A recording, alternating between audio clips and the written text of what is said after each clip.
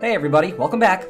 I'm Seth Monahan, Professor of Music Theory, and this is video number 16 in my series on classical harmony and counterpoint.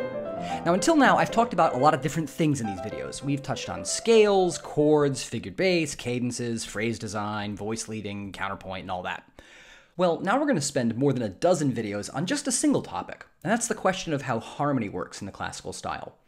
Most of our focus is going to be on harmonic syntax, putting chords in the right order. But first, we have to know what chords we're working with. We have to establish a basic vocabulary. And in this sense, the video's subtitle says it all. The 18 chords you'll want to master, like, right now. So to start, I want you to take a second to think about all the chords you know. And let's keep it really simple. Let's say we're just in a major key, and we're not going to add any accidentals or build any huge, crazy jazz chords. To start, we've got the 7 diatonic triads in root position. And then there's the same chords in first inversion, 7 more. And second inversion, 7 more. And then there's the 7th chords we can build on those, so there's 7 more.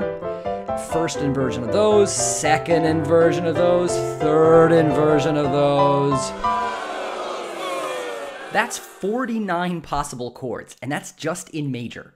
It's a lot to keep track of. But here's the thing. Most of these chords just don't get used very often in classical music, and some of them never get used.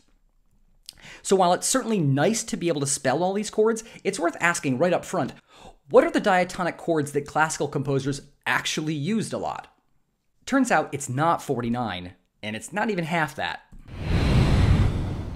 By my count, it's 18. If you start trying to figure out how this music works, you're going to see these 18 chords turning up over and over and over again. And yeah, there's a lot of other ones, but I want you to think of these as the core set.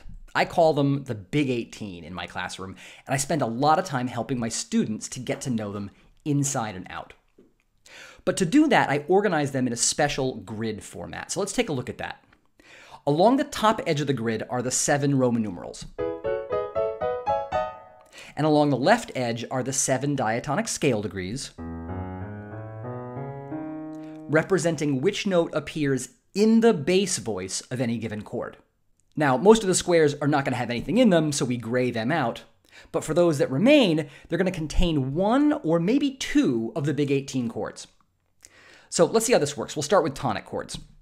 All of the tonic chords are going to be in the column under the Roman numeral 1, and they get placed in the box next to their bass note. So a root position tonic, the one with scale degree 1 in the bass, appears in the upper left-hand corner. And then 1/6, which has scale degree 3 in the bass, appears 2 squares below that.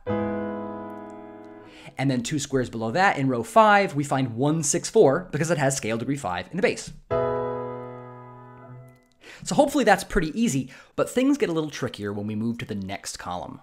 Because just a second ago, I showed you that there were actually 5 versions of the 2 chord that are in the Big 18. So how do we fit those 5 chords into just 3 blank squares?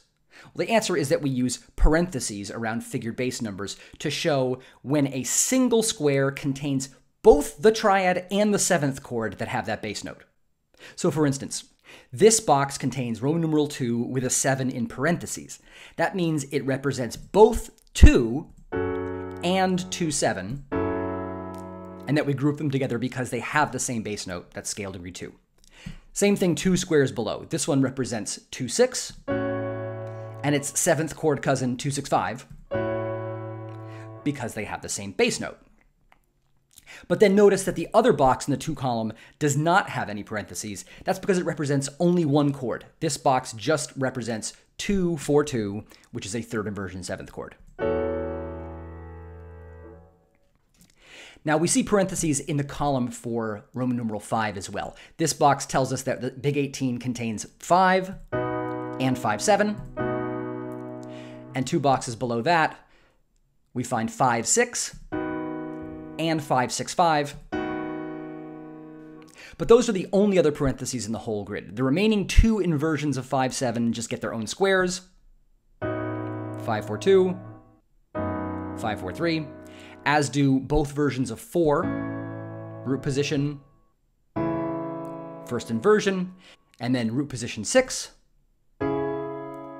and the 7 diminished triad in first inversion.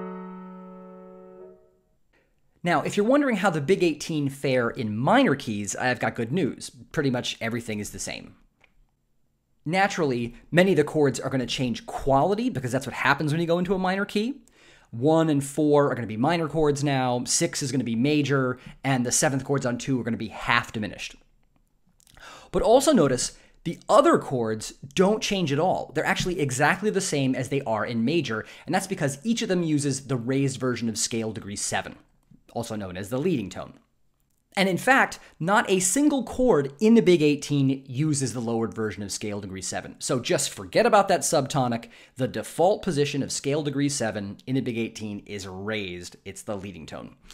And there's just one other little detail. The square for root position 2 contains only a 7th chord, because classical composers tended to shy away from using a root position 2 triad because it was diminished.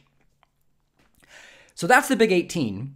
And the next step, as I said before, is to really get to know them. And obviously that takes some time. But to start, you'd need to memorize the actual chords themselves. Now, if you were in my class, you'd take 2 quizzes to help you with this. In the first one, you'd have 60 seconds to fill in all the blank squares of the grid. And then in the second quiz, it's the same thing except I take away the gray squares, so you have to know exactly where each chord goes and why. And if you were preparing for such a quiz, like my students have to, I'd encourage you to look for patterns. So for instance, you'd want to notice the distribution of Roman numerals in the various columns, right? You'd want to notice that there are 2 chords, 1 and 5/7, that appear in all of their inversions, and 1 Roman numeral that has no inversions. That's the mediant. And again, that's true in major and minor. Then you'd want to notice that all the chords over to the right of the dominant column, that's 6 and 7, only appear in 1 inversion. And as for the columns that are left over, that's Roman numerals 2 and 4, you'd want to remember that there are no second inversion chords in these columns, but pretty much all the other ones.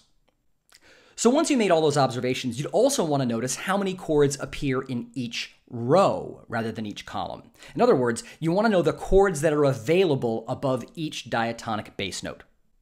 And again, there's a very characteristic distribution. For some bass notes, there's only 1 chord. Above scale degree 3, for instance, we find just 1/6. And above scale degree 7 in the bass, we find 5/6 or 5/6/5, which basically sound the same. Then you want to notice that 3 scale degrees offer 2 options.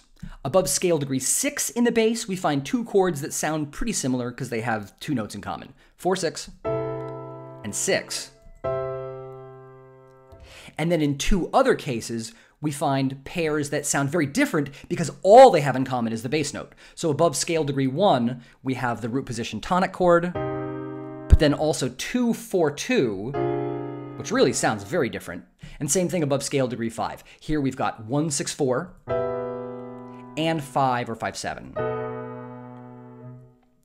And then finally, there's scale degrees 2 and 4, which serve as the bass note for a ton of chords. And again, in this case, we want to keep our ears out for similarities and differences. So over scale degree 2, we've got 2 chords that sound very similar, 5/4/3 and 7 diminished 6. And then 2/7, which has its own sound.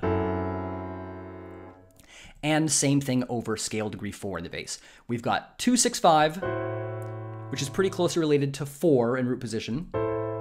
And then there's the dominant 5/4/2, which does its own thing.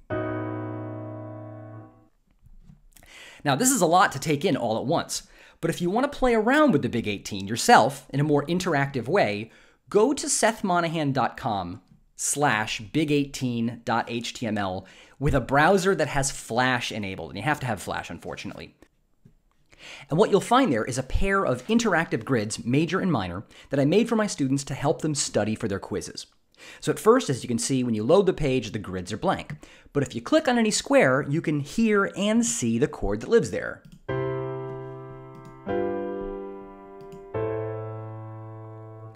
Obviously, you can reset the grid anytime you want, or you can even hide the gray squares to make it more challenging for yourself. If you make a mistake, you'll know it.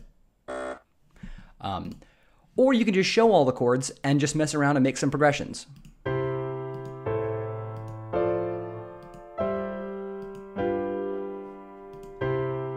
It's kind of fun. All this being said, though, you have to understand that memorizing the names of the chords is only the beginning. Real understanding, real fluency means recognizing each of them by ear, being able to play each of them at the piano in any key, and that's obviously something you have to work for. I'd recommend starting out with just 1 or 2 keys. I have my own students start out with just C major and C minor. And after a few weeks, they can play any of the big 18 chords in these keys, and they've got a really firm grasp on how they sound, reinforced by a tactile sense of how they feel under their fingers. And by that point, and this is really critical, then they're starting to move seamlessly between Roman numerals, figured bass, and actual musical bass lines. This is so important. This is ultimately the goal. So if I give them a string of chords from the big 18, like this one, they need to be able to sing me the bass line that results. Could you do that? Could you look at this progression and translate it on sight to the bass line 3, 4, 5, 6, 5, 5, 1? Or if I gave you a bass line with figures, again, using only chords from the big 18, could you give me the corresponding Roman numerals instantly? Could you look at this and instantly see it as inversions of 1, 1, 5, 5, 1, 2, and 5? And obviously, this kind of fluency is really hard to come by. So why would you want to do it? Well, because once it's in place, it's incredibly powerful. Real mastery of the big 18 gives you unbelievable leverage when you're doing analysis, as I'm going to show you in video 18. It also builds musicianship because it gives you a specific goal to work for, and one that requires a deliberate coordination of your ears, your brain, and your fingers. And it helps you understand the importance of the bass voice in determining the function and character of many chords. This is one that escapes a lot of students. So I want to take one example, 2-6-5. If I ask my freshmen on day 1 what root position triad is most closely related to 2-6-5, 100% of the time they're going to say 2. What else would it be? They've got the same Roman numeral, right? And I'm pretty sure that my students' whole concept of 2-6-5 is something you get when you start with a root position 2 chord, you add a 7th to it, then you move the chordal 3rd into the bass, and voila, you've got 2-6-5. But if you know the classical style well, the answer here is not so obvious. I think a lot of experts would agree with me that 2-6-5 relates just as closely, maybe more closely, to root position 4 than to root position 2. Now let's think about why.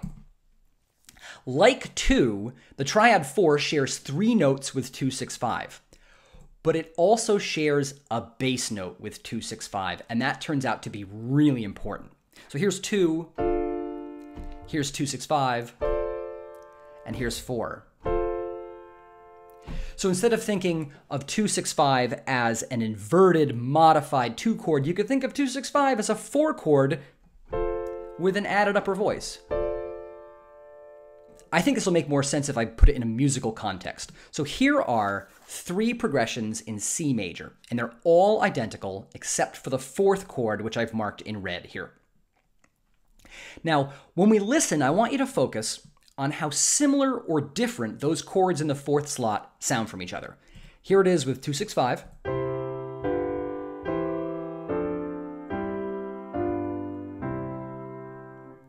Here it is with root position 4.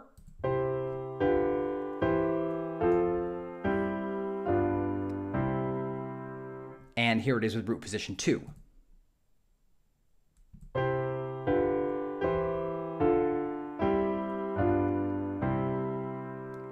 I'll play them again now, and I'll stop on the 4th chord each time so you can really compare them.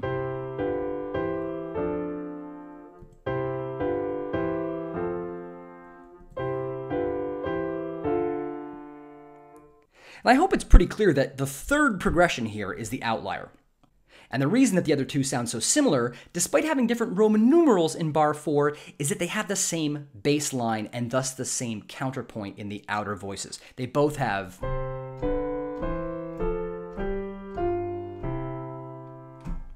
And it turns out that in many cases, counterpoint is just as important in giving a musical passage its character as the Roman numerals we might happen to put under the staff. So now we can finally understand why the Big 18 grid is organized as it is. Sure, we can think about how 2-6-5 relates to 2-7, because they're in the same column, same root. There are plenty of reasons to think about it that way. But the grid also reminds us to think about relationships within rows. 2, 6, 5, and 4. Now, I'm not saying that all chords in any given row sound similar, but some do, and that's a powerful relationship you have to be aware of. So that ends our introduction to the Big 18. I'm grateful that you stuck through to the end. This video has admittedly had more theory than music, but I'm going to make it up to you in the next 2 installments. In video 17, we're going to start to learn about harmonic progression. In other words, how to put chords in order, and we're going to hear a ton of great music in the process. And after that, I'm going to dedicate a whole video to demonstrating how all this new knowledge gained in videos 16 and 17 can boost the speed and accuracy of your analysis. So there's a lot to look forward to, and I'll see you then.